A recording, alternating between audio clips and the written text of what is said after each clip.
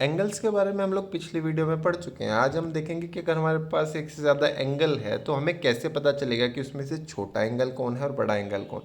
जैसे यहाँ पर आपको एग्जांपल दिया है, जो जितने सारे एनिमल्स हैं उन्होंने अपना जो मुंह है वो खोला हुआ है ऐसे। अब उसमें क्या आप देख के बता सकते हैं किसने थोड़ा मुँह खोला हुआ है और किसने ज़्यादा मुँह खोला हुआ है, उसको आपको ट्राई करना है। इसके बाद यहाँ पर भी फिर इसी तरह से कुछ एंगल्स दिए हुए हैं, इसमें आपको कोशिश करनी है बताने की कौन सा छोटा है और कौन सा एंगल बड़ा है। अब इस काम के लिए कंपेयर करने के लिए एक तरीका होता है सुपर इम्पोजिशन। सुपर इम्पोजिशन का मतलब क्या होता है, एक चीज़ को उठाकर दूसरे के ऊपर रख देना और फिर चेक करना वो इक्वल है नहीं। जैसे यहाँ पे मेरे पास दो एंगल है, एंगल ए बी सी ये रेड कलर से मैंने बनाया और दूसरा एंगल मेरे पास है पी क्यू आर ये मैंने ग्रीन कलर से बनाया। अब मुझे पता करना है कि इनमें से बड़ा कौन सा है छोटा कौन सा है, तो मैंने इन एंगल्स को एक दूसरे के ऊपर फिक्स कर दिया है। तो मेरा ग्रीन कलर वाला एंगल हो गया पी क्यू आर और इसी के ऊपर मैं उठा के लाया और मैंने रख दिया रेड वाला एंगल।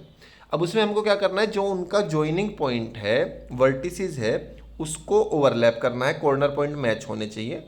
उसके बाद हमको चेक करना है, आपको देख के पता चलेगा इस वाले डायग्राम से कि रेड वाला तो ये रहा और ग्रीन वाला उससे बड़ा है। यानी कि हम कह सकते हैं कि जो ग्रीन वाला एंगल है वो रेड वाले एंगल से बड़ा है। अब अगर आप ओवरलैप कुछ इस तरह से कर रहे हैं कि जैसे मेरे पास ये ए ओ बी एंगल है और दूसरा मैंने ग्रीन कलर से बनाया एक्स ओ वाई। अब जब मैंने इनको ओवरलैप किया तो ये तो एक्स ओ वाई वाला एंगल था, इसी के ऊपर लाके मैंने कौन सा एंगल रख दिया, ए ओ बी। जब मैंने ओवरलैप किया तो मुझे पता चला कि ये बिल्कुल एक दूसरे के ऊपर आ गए हैं, वर्टिसेस भी और बाकी के दोनों रेज भी।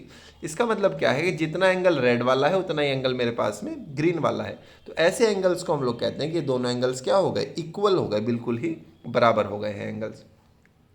अब कुछ एक्टिविटी आपको दी हुई है कि आपको क्या करना है, आपको एक पेपर की शीट लेनी है और इसको बीच में कहीं से भी फोल्ड कर देना है। तो जब आप फोल्ड करेंगे तो एक क्रीज बन जाएगी उसमें, फिर आपको इस क्रीज का एंगल मेजर करना है। ऐसे आपको एक दूसरा पेपर लेना है, उसको भी फोल्ड करना है तो वहाँ पे भी एक क्रीज बन जाएगी। फिर आपको इन दोनों को मेजर करना है कि कौन से पेपर की क्रीज पर ज़्यादा एंगल बना। सेकेंड क्वेश्चन में आपको क्या करना है, आपको एंगल्स दिए हुए हैं और आपको चेक करना है कि उसमें ग्रेटर कौन है, बड़े वाला कौन सा एंगल है। तो फर्स्ट पार्ट में ए ओ बी, तो ए ओ बी को मैं ड्रॉ कर लेता हूँ, ये वाला ए ओ बी है। और दूसरा है एक्स ओ वाई, तो एक्स ओ वाई ये वाला। अब आप देखकर बताइए इन दोनों में बड़ा कौन सा है। बिल्कुल साफ दिख रहा है कि इन दोनों में ए ओ बी बड़ा एंगल है। सेकेंड केस में उन्होंने कहा, इसको मैं इरेज कर देता हूँ। सेकेंड केस में उन्होंने कहा कि एंगल है हमारे पास ए ओ बी, तो ए ओ बी बनाया मैंने और दूसरा एंगल क्या बनाया, एक्स ओ बी। ये दूसरा एंगल एक्स ओ बी दिया हुआ है। अब इसमें देखने में पता चल रहा है बड़ा कौन सा है, ए ओ बी का एरिया ज़्यादा बड़ा है इसलिए बड़ा एंगल हो गया ए ओ बी। नेक्स्ट स्टेप में उन्होंने दिया एक्स ओ बी, तो एक्स ओ बी ड्रॉ किया और फिर दिया एक्स ओ सी, तो एक्स ओ सी कौन सा है, ये वाला। अब इन दोनों में बड़ा कौन सा है, हमको दिख रहा है कि दोनों एंगल बिल्कुल एक दूसरे के बराबर हैं, इसलिए इन दोनों में कोई भी बड़ा नहीं है। दोनों एंगल कैसे हो गए, इक्वल एंगल्स हो गए।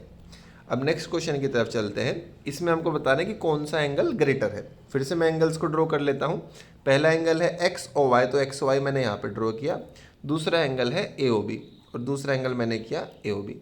अभी आपको कैसे पता चलेगा, ये आपको ओवरलैप सुपर इम्पोजिशन की हेल्प से आपको ये चेक करके बताना है कि ये दोनों एंगल में से कौन बड़ा है और कौन छोटा है। इसको आप खुद ट्राई करेंगे।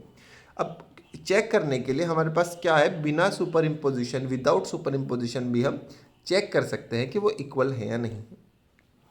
उसके लिए क्या करना है, हमको पहले एक जो एंगल बना हुआ है, जैसे यहाँ पर ये आपको ब्लैक कलर से एंगल दिख रहा होगा जिसको मैंने रेड से ओवरलैप किया, उसके आपको एक सर्कल वाला पेपर रखना है। तो जैसे आप सर्कल वाला पेपर रखेंगे तो वहाँ पे आपको डॉट मैच कर लेने कि वो कहाँ ये सेंटर हो गया और कहाँ पे ए है।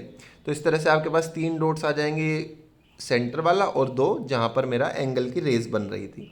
फिर आपको इस पेपर को दूसरे एंगल के ऊपर रखना है, जैसे ये वाई ओ एक्स वाला इसके ऊपर रखना है। उससे आपको पता चल जाएगा कि देखिए पॉइंट जो मेरा एक्स और ए थे वो तो बिल्कुल मिल रहे हैं, लेकिन पॉइंट बी जो है वो वाई से थोड़ा सा बाहर जा रहा है। इसका मतलब क्या हुआ कि एंगल जो ए ओ बी है वो ग्रेटर है किससे, एंगल एक्स ओ वाई से ग्रेटर है। तो बड़ा कौन सा हो गया, एंगल ए ओ बी हो गया मेरे पास बड़ा। इसके बाद है नेक्स्ट में हम अगले टॉपिक की बात करेंगे। Thank you.